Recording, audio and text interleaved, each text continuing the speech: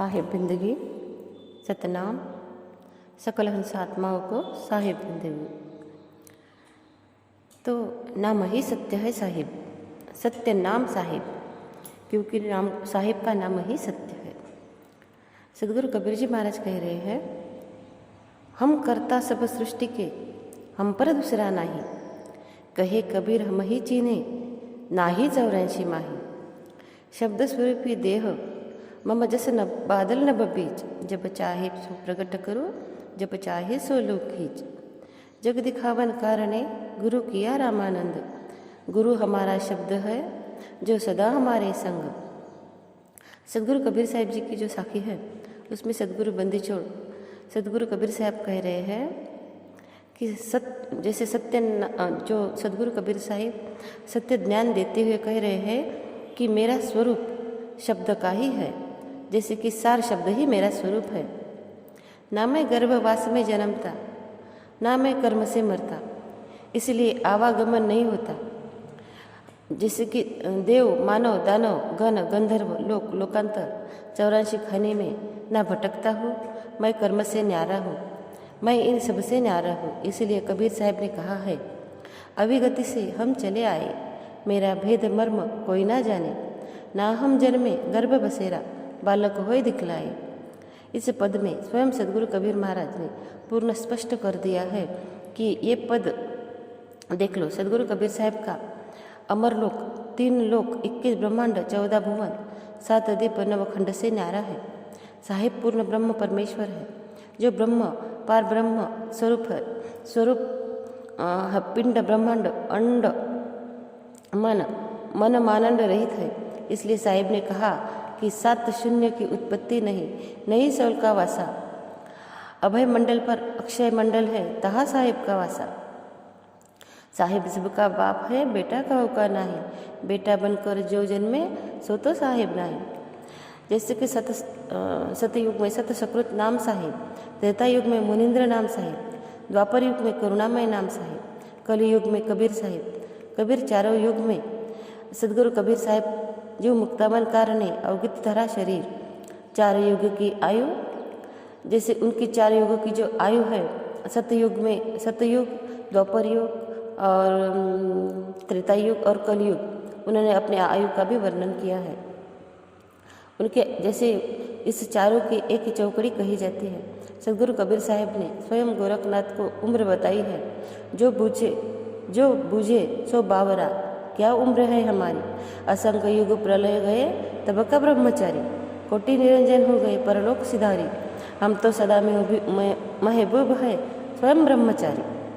अरबों ब्रह्मा हो गए 49 कोटि कन्हैया, 7 करोड़ शंभु हो गए हमारी एक पलैया। 14 अरब सदगुरु कबीर साहब ने ज्ञान कहा है, फिर भी सार शब्द बाहर रखा।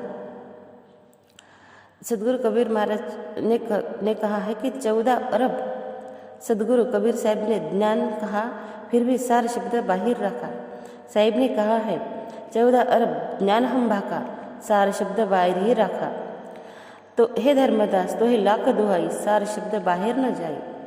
जो सार शब्द बाहर जाए पिछली पीढ़ी ना तरे, क्योंकि सबके सब मन माया के कारण अज्ञान अविद्या कर्म भ्रम के अधीन है। शब्द बहुत है, सो शब्द अक्षरी है, सार शब्द नहीं है। सार शब्द अक्षर रहित निअक्षर रूप है। स्वामी रामानंद को गुरु बनाए, क्योंकि गुरु पद की महिमा के लिए मर्यादा के लिए ही उन्होंने रामानंद को गुरु करे। क्योंकि गुरुपद ब्रह्मा विष्णु महेश अवतारी भगवान पीर पैगंबर से रहित मुक्ति पद गुरु रूप है। इसलिए कबीर साहब ने गुरु रामानंद को गुरु धारण किए हैं। गुरु मर्यादा खत्म हो जाती थी, गुरु का कोई मूल्य न रहते थे। गुरु तो सत्य शब्द को कहा जाता है। जो सत्य शब्द सार शब्द निअक्षर है उसको ही जानना चाहिए, पहचानना चाहिए, वह ही गुरु का रूप है। शब्द भेदी गुरु कहा जाता है। जो गुरु जैसे सार का भेदी होता है उसे ही शब्द भेदी गुरु कहा जाता है। और गुरु क्या है देह का, सदगुरु चीना नहीं। सतयुग सिर्फ और सिर्फ तीन लोक में एक ही सदगुरु कबीर साहिब है और कोई भी नहीं, क्योंकि सब के सब गर्भ से पैदा होते हैं। इस बात पर संत श्री गुरु नानक देव जी साहिब, संत श्री दरिया साहिब, संत श्री मलुकदास साहिब, संत श्री दादू दयाल साहिब, संत श्री धनी धर्मदास साहिब, संत श्री नाभा स्वामी साहिब, स्वामी संत श्री पद्मनाभ साहिब, संत श्री तुलसीदास साहिब, अनेक संत महात्मा ने अपने वाणी वचन से सदगुरु कबीर साहिब के नाम का प्रमाण दिया है। जगत के सभी मन बुद्धि के दायरे से निर्णय करते हैं, अनुभव से नहीं। अरबों खरबों कल्प युग चले गए, सिर्फ एक सत पुरुष पूर्ण ब्रह्म परमेश्वर श्री सदगुरु कबीर साहिब ही आदि अनादि काल से है। सदगुरु कबीर साहिब निरंजन निराकार से भी न्यारे हैं। निरंजन निराकार पुरुष भी ना थे, तब से ही सदगुरु कबीर साहिब थे। साहिब सबका बाप है, बेटा किसी का नहीं। बेटा होकर जन्मे सो तो साहिब नहीं। ब्रह्मा विष्णु शंकर जैसे थक गए, चार वेद गीता को गम नहीं, तहा सदगुरु का उपदेश है। तो सदगुरु कबीर जी महाराज जो है, उनके जैसा कोई सानी नहीं है।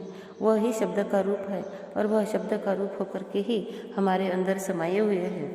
अब आज तक जो भी हम भ्रम में भटक रहे थे कि कोई गुरु ही सदगुरु कबीर महाराज का अवतार है, यह सब भ्रम है और यह सब मायावी दुनिया में हम माया में ही फंस चुके थे।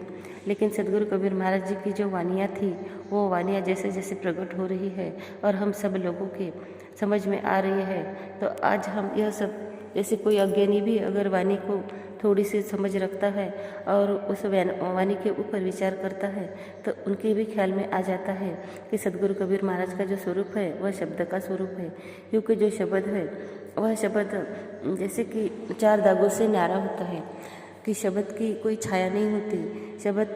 शब्द को माता पिता के पेट से जन्म नहीं लेना होता। शब्द किसी से शादी विवाह नहीं करता। और शब्द जब जैसे कि हमारी मृत्यु होती है और हमारे देह को छोड़ करके वह चला जाता है, क्योंकि देखो जब शब्द है तब ही हम जीवित हैं। जब यह शब्द नहीं रहेगा तब हम जीवित नहीं रहेंगे। तो शब्द जब हमारे देह को त्याग करके चले जाता है तो किसी को पता भी नहीं चलता कि शब्द हमारी आत्मा थी कहाँ, है कहाँ और गई कहाँ, क्योंकि वो तो जैसे हमारी आंखों से परे का ज्ञान होता है। तो इसलिए भाइयों, आज तक जो कुछ भी हम सब किसी दूसरे गुरु को ही कबीर महाराज समझते थे, यह भ्रम अपने मन से पूरी तरह से ख़त्म कर देना चाहिए और हमें सच्चाई के मार्ग का जो ज्ञान मिल रहा है उस मार्ग पर ही चलना चाहिए। और आज के समय का जो भेदी सदगुरु है, जो शब्द के बारे में ज्ञान बताता है, क्योंकि शब्द तो ना कहने में आता है ना सुनने में आता है, वह तो सहन से ही देना पड़ता है और वह सहन से ही हमें प्रकट करना होता है। तो ऐसे सदगुरु की खोज करो कि जो सदगुरु हमें शब्द के बारे में ही ज्ञान बताता हो। ऐसे गुरु की खोज करो जो गुरु स्वयं को गुरु न कह करके हमें भेदी, जैसे स्वयं को मैं ही कबीर हूँ यह नहीं कह करके शब्द का भेदी सदगुरु कहता हो। ऐसे ही गुरु से हमें ज्ञान का दान लेके और शब्द का दान लेकर के अपने जीवन का कल्याण कर लेना चाहिए। साहिब बंदगी सतनाम।